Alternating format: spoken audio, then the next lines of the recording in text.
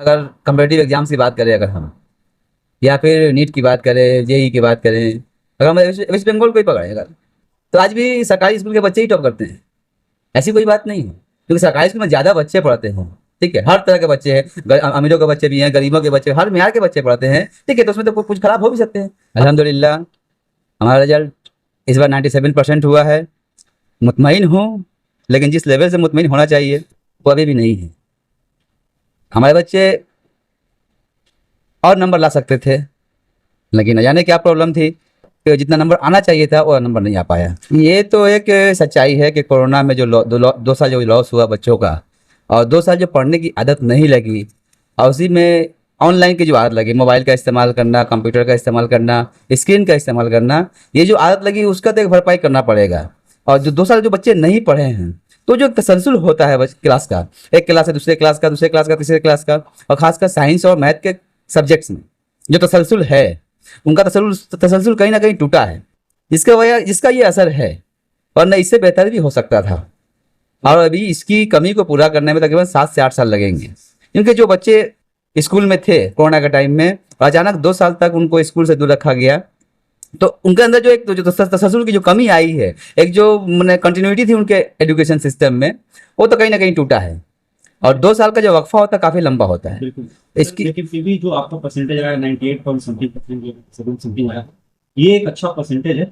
तो इसको लेकर क्या कहेंगे जिस तरह से स्टूडेंट ने परफॉर्म किया है? इस बात की खुशी तो है कि 97% हम जिस समाज में है, एक बैकवर्ड क्लास का इलाका है, और हमारे बच्चे इतनी मेहनत किए और 97% लाए, ये उम्मीद से कहीं ज़्यादा है। हमारे बच्चों का जो लेवल है उससे कहीं ज़्यादा हुआ ये।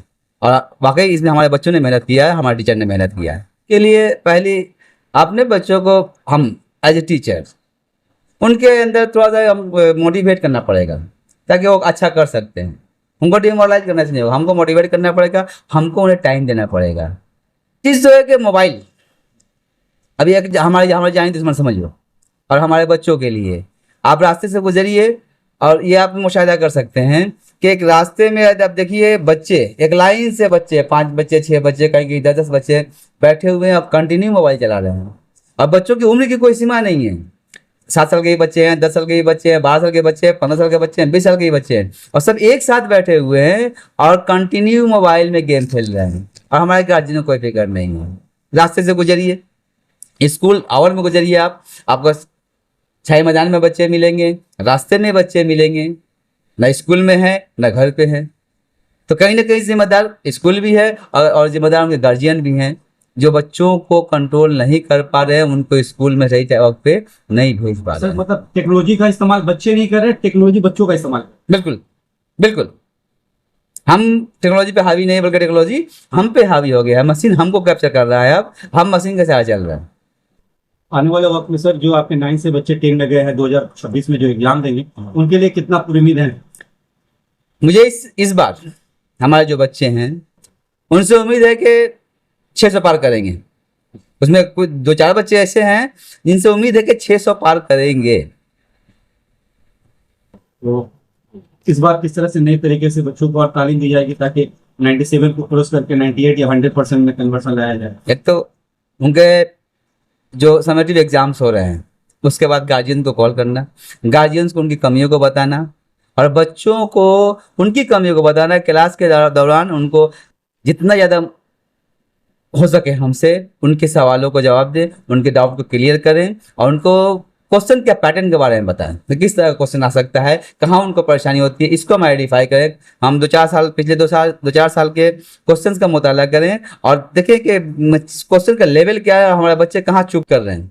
इस बात पे मेरी खुद की जोर है, और मैं खुद इस पे ध्यान दे रहा हूँ। अपने बच्चों को हर तरह का सवालात का मुझसे मुशाहिदा करवाएं, और उनको बताएं कि किस तरह का सवाल हो सकते हैं, क्या क्या सवाल हो सकते हैं, ताकि बच्चे अपनी तैयारी अच्छी से कर सकें। आखिरी सवाल सर, व्यवस्था में एक सालों से देखा जा रहा है कि जो सरकारी स्कूल्स हैं उनकी जो तालीमी मियार है वो सवालों के घेरे में है, कहीं ना कहीं मियार कमते जा रहा है और लोग सरकारी स्कूलों पे भरोसा कम करते दिख रहे हैं। तो इसको लेकर क्या है?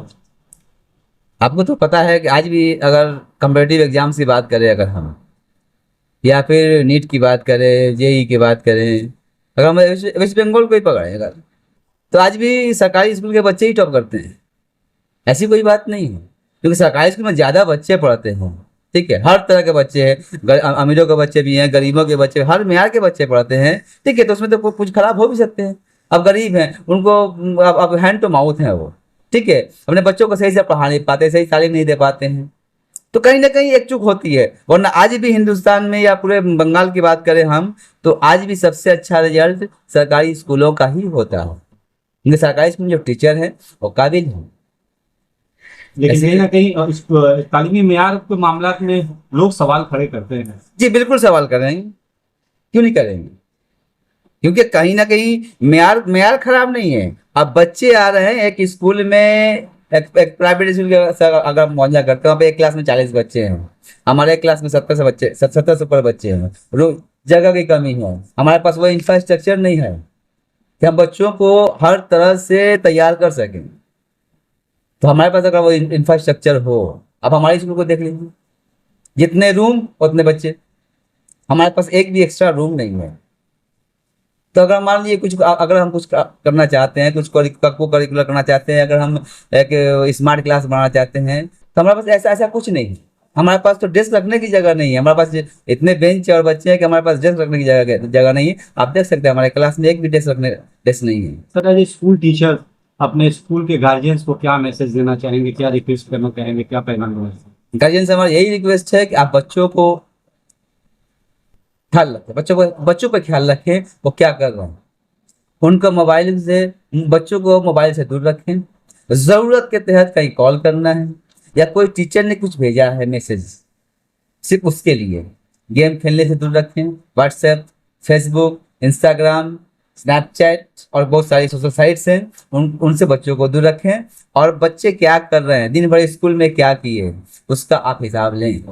जब ये बच्चे स्कूल घर जा रहे हैं, नाश्ता पानी कर लें, आराम कर लें, शाम में आइए और बच्चों से पूछिए कि आपको क्या पढ़ाया गया है। आपको समझ में नहीं आ सकता, जरूरी नहीं कि सब समझ में आए, लेकिन आप ये जानिए कि आपके बच्चे क्या कर रहे हैं। बच्चों पे असर पड़ेगा कि हमारे गार्जियन हमें देख रहे हैं, इन पर नजर है उनकी।